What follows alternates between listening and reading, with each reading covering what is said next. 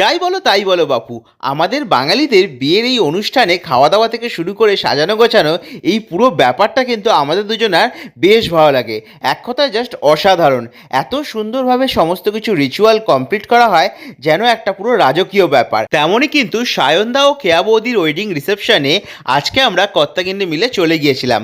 তবে তাদের নেমন্তন্নে কিন্তু সেখানে আমরা যাইনি, আমরা গিয়েছিলাম আপ্যায়ন ক্যাটারার ডাকে, অর্থাৎ ছোটুদার ডাকে। ও যারা ছোটুদাকে চেনো না তাদের উদ্দেশ্যে একটা কথা বলে রাখি, আমাদের বিয়েতেও কিন্তু ছোটুদাই সমস্ত কিন্তু ক্যাটারিং এর দায়িত্বটা নিয়েছিল। তো যাই হোক, তারপর যখন আমরা ভেতরে ঢুকলাম, সেখানে গিয়ে দেখছি সে এক বিশাল ব্যাপার স্যাপার। চারদিকে যেন রাজকীয়ভাবে সবকিছু সাজানো। এরকম ভাবেও যে ছোটুদা অর্থাৎ আপ্যায়ন ক্যাটারার সাজাতে পারে, সেটা কিন্তু আমাদের ধারণার বাইরেই ছিল।